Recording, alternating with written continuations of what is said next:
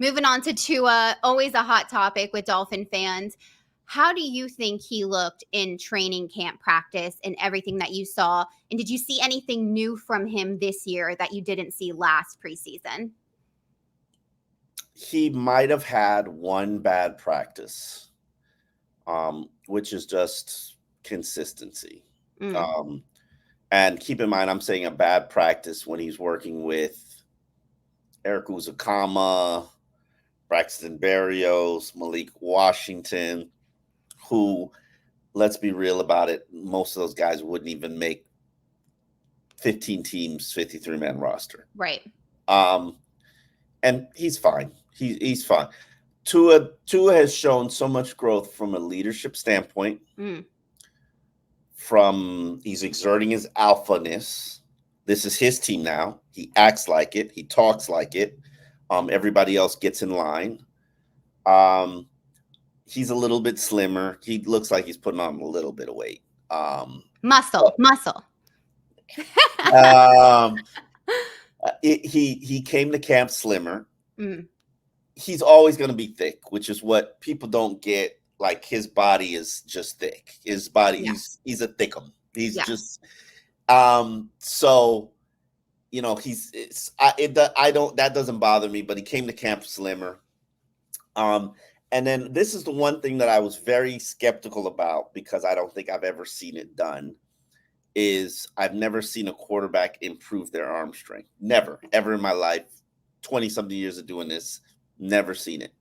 Not a big fan of John Beck. Not a big believer in what he Mm, coaches, what he teaches. None of that bull crap. Um, I was very upfront that I didn't understand how one of the worst quarterbacks of this decade for Dolphins history is going to help the best quarterback of this decade in Dolphins history. But there's some string theory arm stuff that Beck did with Tua, and it's probably made him throw this much with this much more velocity. There's okay. there's a tad bit more velocity there. And I'm like, oh, okay, this works. Now, could it have been loss of weight, 3 years removed from the hip? Because hips control your power as well. He's throwing like I remember him throwing at Alabama. Mm, Now, it's never been the deep ball. It's always, to me, the 15-yard outs, the quick hitches to the sideline. How fast do they get there? Tua is never going to be a cannon arm guy. He's never going to be Josh Allen, ever in his life.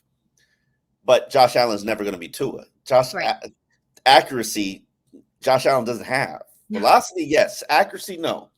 Tua has accuracy.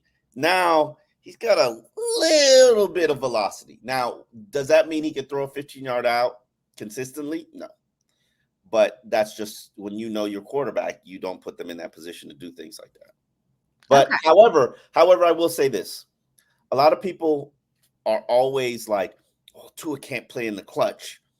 Well, you know what? You know what happens in the clutch moments when you're trailing and teams know you're trying to drive to go win the game.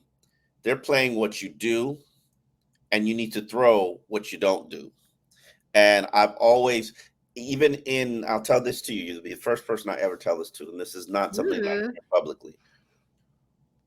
There's usually one practice that Tua always struggles in the situational periods where they put the defense down, the offense down by 4 points.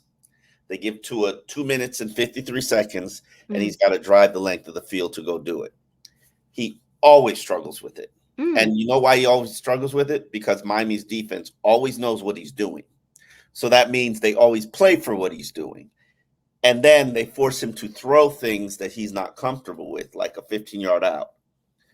And it just never goes well for him. My hope is that the work that he's done this offseason will help him play better in those situations because it's throughout his whole career. Anytime they go to that period in practice, I'm always watching and I'm always like, oh, is he going to do it this time? And it never happens. And it didn't happen this year either. So we'll see.